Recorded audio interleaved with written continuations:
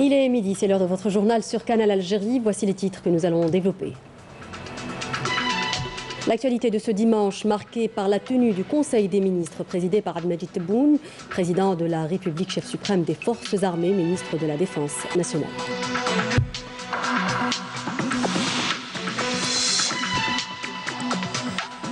Lancement officiel du Fonds national pour le financement des start-up par le président de la République lors de la conférence nationale sur les start-up organisée hier au CIC.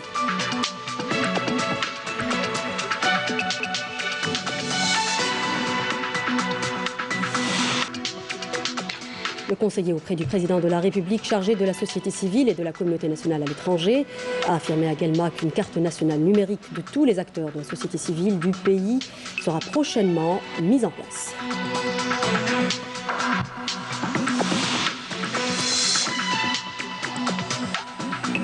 Économie, on parlera d'industrie de films plastiques, l'exemple de l'unité Meriplast de Béjaïa. Dans ce journal, l'unité produit 25 000 tonnes de films annuellement et fait également de l'exportation.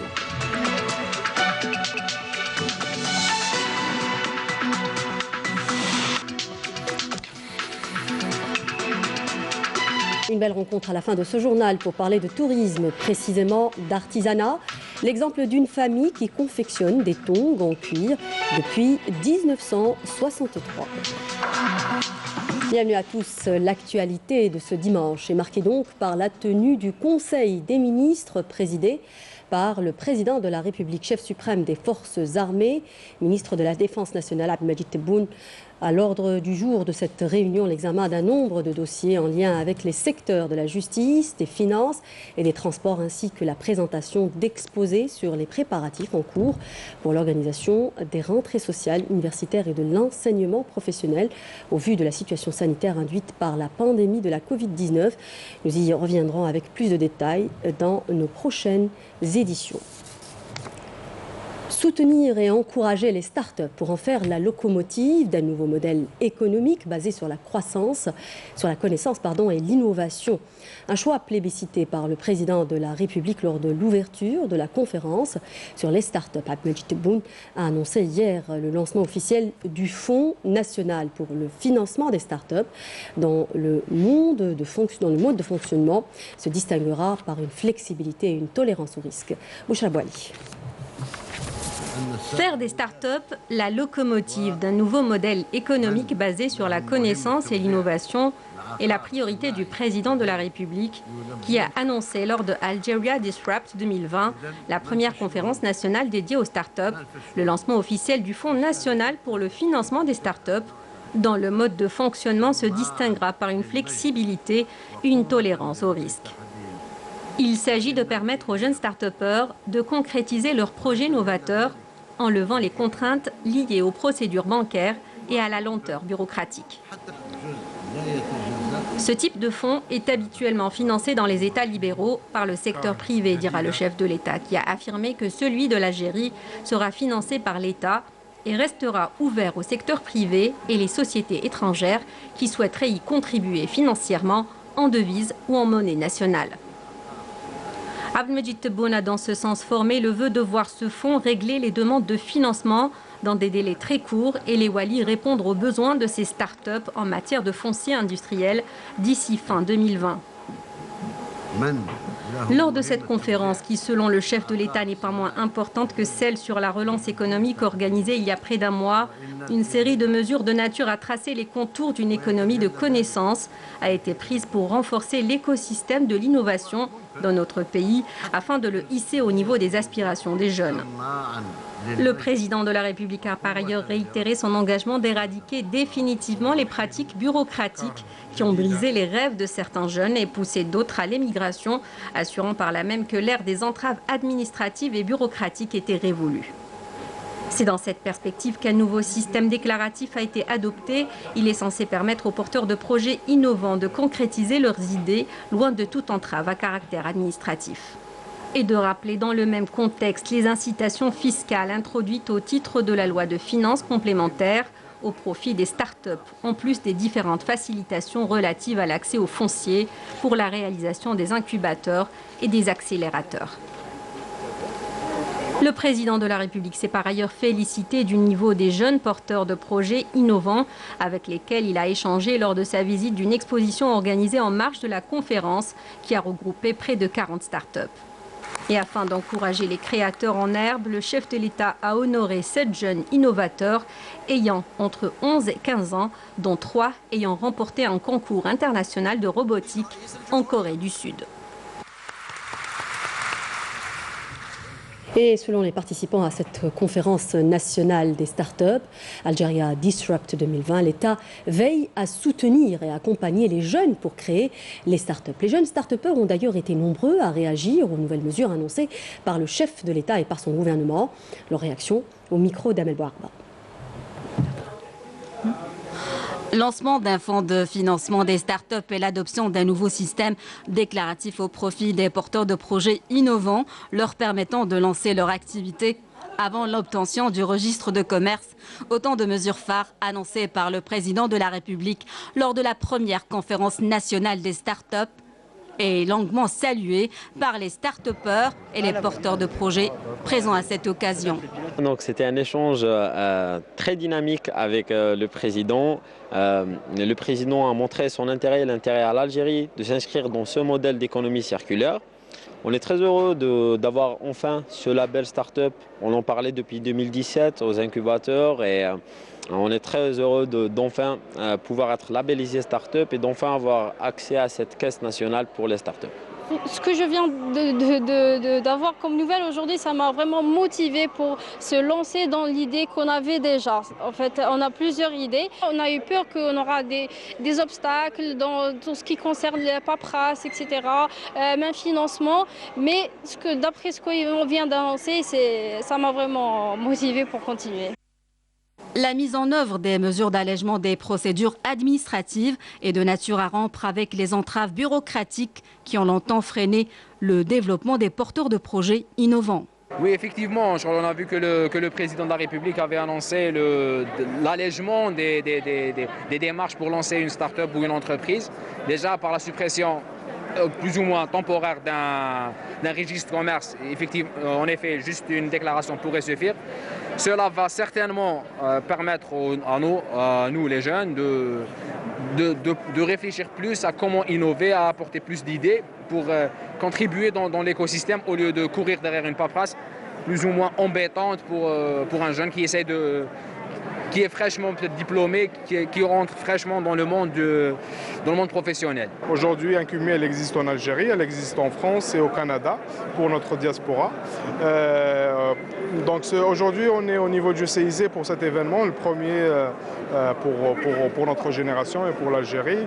On est très optimiste par rapport à ce qui va venir prochainement, surtout avec les nouvelles recommandations, le nouveau fonds et le nouveau statut, que ce soit pour les startups, pour les incubateurs. Et je pense qu'on va essayer de faire tous la main dans la main pour essayer de développer notre pays. C'est ça l'objectif. Développer notre pays, c'est le maître mot, surtout avec l'annonce de ces nouvelles mesures encourageantes destiné à instaurer un nouveau modèle économique basé sur l'économie du savoir et de la connaissance. Dans ce cadre, les compétences algériennes à l'étranger sont également invitées à investir dans le domaine des startups. Économie toujours en matière d'industrie de films plastiques. L'unité Meriplast, implantée au cœur de Béjaïa, produit 25 000 tonnes de films annuellement, mais pas seulement. Elle fait également de l'exportation vers l'Europe, l'Afrique et les USA. Saïda Mayouf, reportage. Créée à la fin des années 90, l'unité Meriplast implantée au centre de Béjaïa s'est spécialisée à ses débuts dans la production des emballages souples, particulièrement les films plastiques. Une gamme sollicitée par le tissu industriel de l'époque. Au fil des ans, la production s'est diversifiée et son volume a augmenté pour atteindre 25 000 tonnes de films annuellement. Elle est scindée en deux familles de produits. Nous avons à peu près 5 000 tonnes en films complexes qui sont destinés aux industries les snacks, les biscuiteries, les chocolateries, les unités de pâtes alimentaires et autres. Et nous avons le deuxième segment qui est le segment du PE, imprimé et neutre, qui s'adresse principalement aux grands complexes de fabrication de sucre, les raffineries de sucre, l'électroménager, les cimenteries. Nous faisons également de houssage pour les cimenteries et les emboutilleurs pratiquement. On a commencé à 6 bonhommes, parmi lesquels moi je me trouve donc, je suis le 7e. On a travaillé, on a bossé. On faisait des films plastiques, la gaine plastique. On a commencé à s'agrandir tout doucement. Alors chaque 3 ans, en 87, en 90, j'ai ajouté une machine. En 95, j'ai rajouté une autre machine. Et ça monte. S'étant imposé sur le marché algérien en tant qu'acteur incontournable, Mériplast s'est tourné au début de l'an 2018 vers les marchés extérieurs. C'est un acteur important sur le marché algérien. Et depuis un certain temps, nous exportons vers le reste du monde. Nous avons un excédent de production que nous arrivons à exporter. Nous avons choisi de commencer à exporter vers l'Europe. C'était un choix de notre société pour pouvoir, parce que si nous arrivons à exporter en Europe, nous pourrons exporter quasiment partout. Donc ensuite, on s'est mis à exporter vers l'Afrique. C'est le Sénégal, c'est le Cameroun, c'est l'Angola, c'est en Tunisie. Et depuis cette année, donc depuis le début de l'année, nous avons commencé à exporter même aux USA, aux États-Unis d'Amérique. On vient juste de faire une expédition vers les USA. C'est une expédition d'un conteneur de 25 tonnes, mais c'est une expédition d'échantillons pour confirmer d'un plan de charge beaucoup plus performant et plus volumineux. Donc on a expédié de la gaine, de la housse thermorétractable et du film pour des emballages, divers emballages. Avec une création de 250 postes d'emploi et des techniques maîtrisées, cet investissement est à même de promouvoir l'économie nationale et de booster les exportations hors hydrocarbures. L'Autorité nationale indépendante des élections, l'ANI, a publié un arrêté portant fixation des règles d'organisation des réunions et des manifestations publiques dans le cadre de la campagne référendaire sur le projet de révision constitutionnelle qui sera soumis au référendum le 1er novembre prochain. Et toujours au sujet du référendum du 1er novembre, le mouvement associatif est autorisé désormais à animer des meetings populaires en prévision du référendum sur le projet d'amendement de la Constitution, a annoncé à Médéa le président de l'Autorité nationale indépendante des élections, Mohamed Sharfi. L'objectif étant de sensibiliser les citoyens de l'importance de la large participation à ce rendez-vous électoral. Karim Haïfa. Le mouvement associatif sera autorisé pour la première fois à animer des meetings populaires destinés à sensibiliser les citoyens de l'importance de la large participation au référendum sur la nouvelle constitution, d'organiser et d'encadrer toutes les activités rentrant dans le cadre de la campagne pour le rendez-vous du 1er novembre prochain.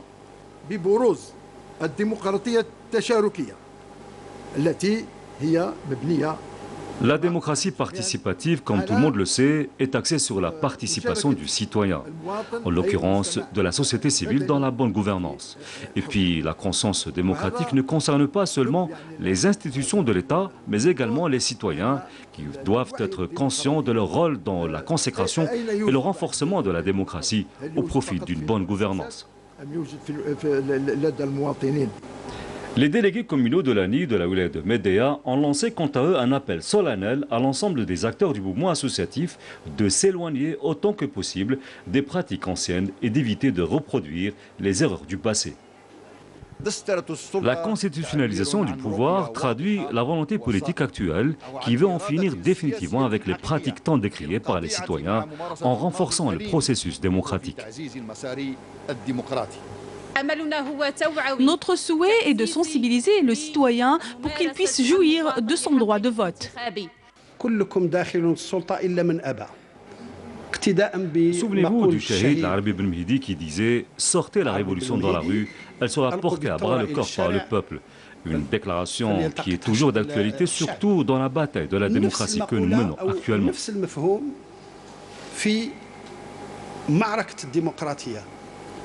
Dans le même sillage, Mohamed Chourfi a exhorté les délégués communaux à préserver l'image et la réputation de l'ANI, d'éviter de contribuer à polluer davantage la scène politique en s'éloignant de tout ce qui peut porter atteinte à son image.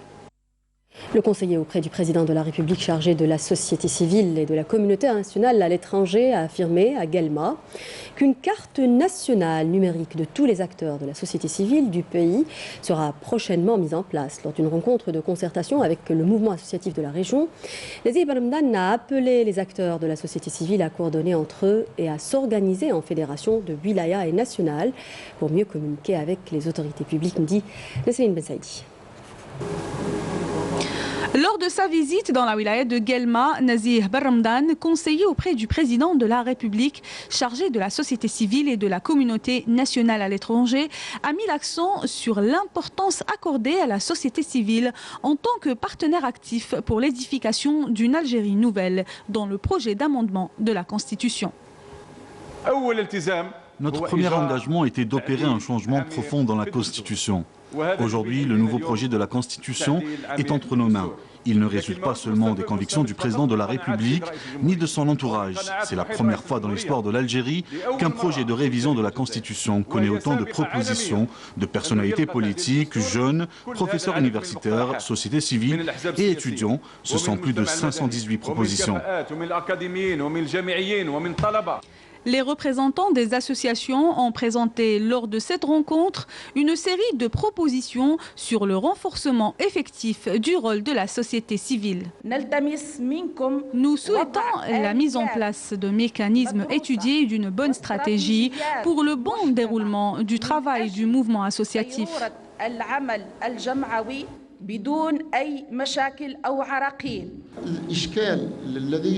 Pour nous, le problème, c'est le manque de communication entre les différentes associations et le ministère de l'Intérieur.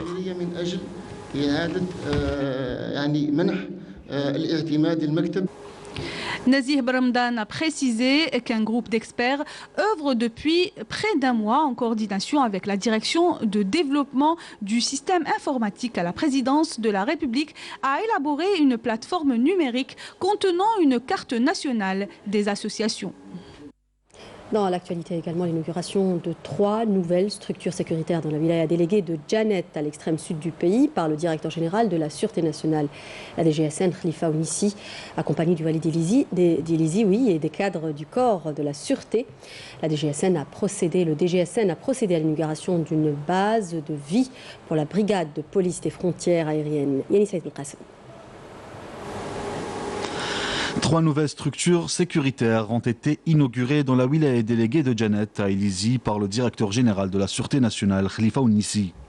La région d'Ifri bénéficie à présent d'un nouveau siège de la brigade mobile de la police judiciaire pour la lutte contre les différentes formes de crimes. Cette nouvelle structure devra renforcer le système sécuritaire et accorder le niveau de déploiement sécuritaire dans la région d'Ilizi.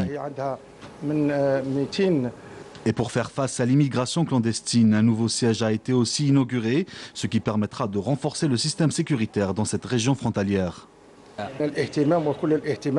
Cette nouvelle structure bénéficie d'une nouvelle installation qui traduit la stratégie du commandement sécuritaire et la mise en diapason des mutations régionales. Et pour assurer une meilleure prise en charge de la brigade de police des frontières aériennes, une nouvelle base de vie a également été inaugurée au nom du défunt Michal Akloud, dont la famille a été honorée par la même occasion. Nous célébrons, vous le savez, en ce mois d'octobre, le mois de sensibilisation contre le cancer du sein, le premier cancer féminin et qui touche à peu près une femme sur 8. Chez nous, le long du mois, des campagnes de lutte contre cette maladie sont organisées au niveau des hôpitaux, mais aussi par des associations. L'exemple de l'association Al-Fajr d'Alger qui insiste sur l'importance de se faire dépister à partir de 40 ans. Badia Amarni. Le résultat de la mammographie ديالك قالوا لي عاوديها قالوا لي واش كان عندك la mammographie قالت لي اسورفيي ليسانسيال. Est-ce que vous avez revu le médecin عاودتي وشتي؟ نو ما عاودش ونسيتها كامل. C'est le premier cancer de la femme en Algérie et dans le monde. 90% des personnes atteintes n'ont aucun antécédent familial et seulement 6 à 10% des cas sont des cancers familiaux. Je suis venue pour me renseigner sur mon cas. Les campagnes de sensibilisation sont importantes pour mieux s'informer. La guérison est possible avec des taux intéressants. L'autopalpation, une alimentation saine et équilibrée et la pratique d'une discipline sportive sont à même de lutter contre le cancer du sein. Nous expliquons aux femmes l'importance du dépistage précoce et on les met au courant des dangers encourus. Nous les informons également sur l'importance d'une alimentation saine.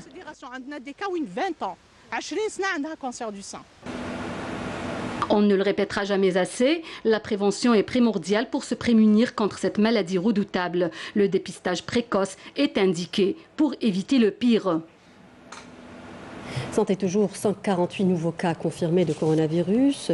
7 guérisons et 7 décès ont été enregistrés durant les dernières 24 heures en Algérie, selon le porte-parole du comité scientifique de suivi de l'évolution de la pandémie du coronavirus, le docteur Jamel Forar.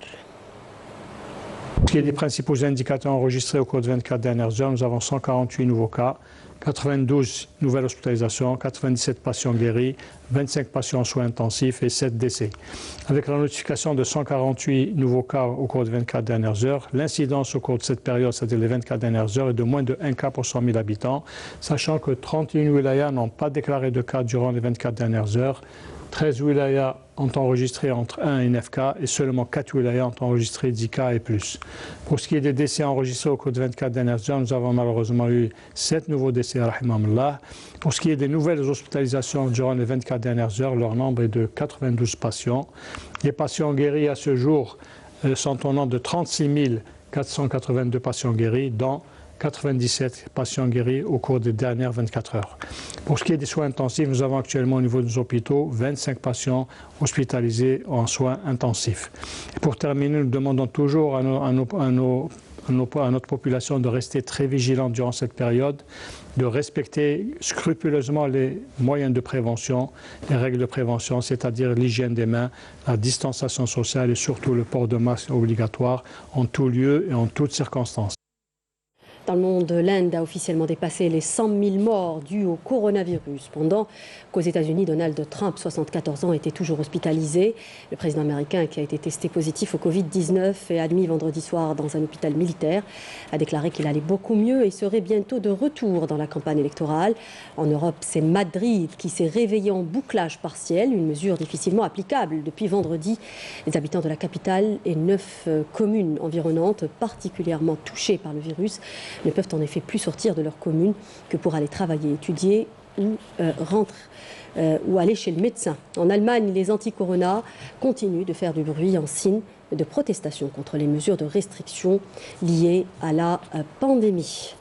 Actualité internationale toujours, les fidèles sont retournés aujourd'hui à la Mecque pour effectuer la Umrah, le petit pèlerinage entouré de strictes mesures de précaution après 7 mois d'interruption en raison de la pandémie de Covid-19 par petits groupes encadrés par des soignants veillant au respect du port du masque et des règles de distanciation physique. Dans un premier temps, seuls 6 000 Saoudiens et résidents étrangers seront autorisés à effectuer ce pèlerinage.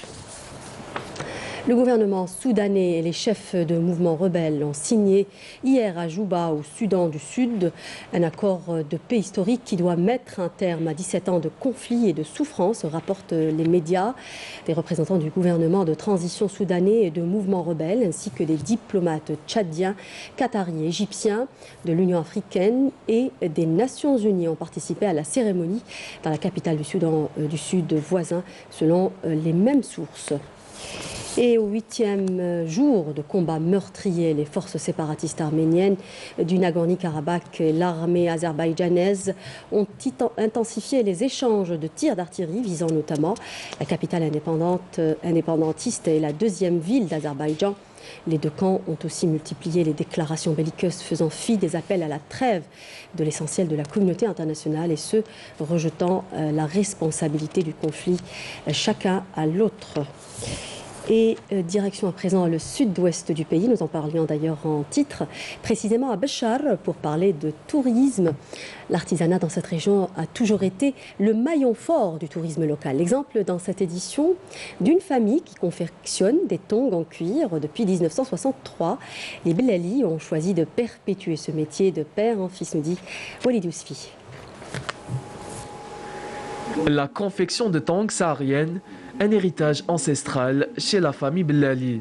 Ce métier qui se transmet de père en fils depuis plus d'un demi-siècle a construit la réputation commerciale de cette famille. Un savoir-faire qui continue de se perpétuer de génération en génération. Ce métier est la spécialité de la famille Bellali. C'est un héritage qui se transmet de père en fils. En 1963, nous avons fait venir des artisans d'Adrar. Ils nous ont appris le métier et nous l'avons commercialisé. Tout ce que je touche, je le réinvestis dans mon travail. Quand j'étais plus jeune, j'ai créé une tong à partir de 3 fois rien et je l'ai portée. Une destination incontournable pour les touristes qui ne manquent pas de prendre un souvenir avec eux à chaque visite. Nous sommes de passage dans la région. J'habite à Bel Abbas et mon ami est de l'Ouest lui aussi. Ces tongs lui ont beaucoup plu. Il en a acheté pour sa femme et ses enfants et moi aussi j'en ai pris. On adore ce genre de choses. Ça fait partie de notre patrimoine. Il est très rare de voir de telles choses de là où je viens. La préservation de ce genre d'activité artisanale est devenue primordiale pour la relance du tourisme dans le pays. Voilà, c'est la fin de cette édition. Merci de nous avoir prêté attention. N'oubliez pas de vous rendre sur les réseaux sociaux. Et je vous souhaite une excellente après-midi sur Canal Algérie. Je vous retrouve demain à midi.